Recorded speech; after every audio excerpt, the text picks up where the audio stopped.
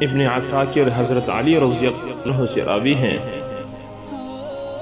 کہ حضور صلی اللہ علیہ وسلم نے فرمایا کہ شب معراج میں جس آسمان سے میں گزرا اس پر میں نے اپنا نام مستور پایا اور میں نے عرش پر لا الہ الا اللہ محمد رسول اللہ لکھا دیکھا۔ امام طبرانی حضرت عبادہ بن صامت سے راوی ہے کہ حضور صلی اللہ علیہ وسلم نے فرمایا حضرت سلیمان علیہ السلام کے انگوٹھی کے نگینے پر لا الہ الا اللہ محمد رسول اللہ منقوش تھا۔ امام طبرانی حضرت جابر رضی اللہ عنہ سے راوی ہیں کہ آدم علیہ السلام کے دونوں کندھوں کے درمیان محمد رسول اللہ خاتم النبیین مستور تھا۔ حضرت جبرائیل علیہ السلام نے ایک دن حضور صلی اللہ علیہ وسلم کی خدمت میں حاضری دی۔ جبرائیل امین نے عرض کیا میں نے زمین کے مشارق اور مغارب چاند ڈالے لیکن آپ سے افضل کوئی نہیں پایا اور بنو ہاشم سے افضل کوئی قبیلہ نہیں پایا۔ حافظ ابن حجر کہتے ہیں صحت حدیث کی روشنائی متن کے صفحات پر جلوگر ہیں۔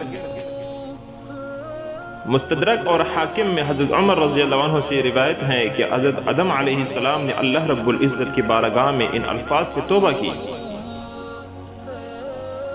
یا رب اسألک بحق محمد یا رب اسألک بحق محمد، اے میرے رب میں حضور صلی اللہ علیہ وسلم کے وسیلے سے تیری بارگاہ میں دعا کرتا ہوں تو مجھے معاف فرما دیجئے۔ اس لیے اللہ تعالیٰ نے حضرت آدم علیہ السلام سے پوچھا اے آدم تجھے محمد کے بارے میں کیسے معلوم ہوا حالانکہ میں نے تو ابھی انہیں پیدا بھی نہیں کیا۔ حضرت آدم علیہ السلام نے عرض کیا اے رب کریم جب تو نے مجھے پیدا فرما کر میرے اندر اپنے روح پھونکی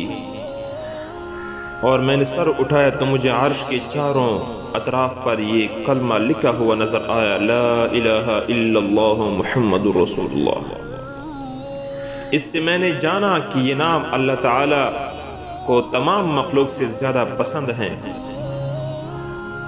حاکم کے ایک روایت میں اس کا اضافہ ہے کہ اللہ تعالی نے فرمایا اے آدم تو نے سچ کہا ہے،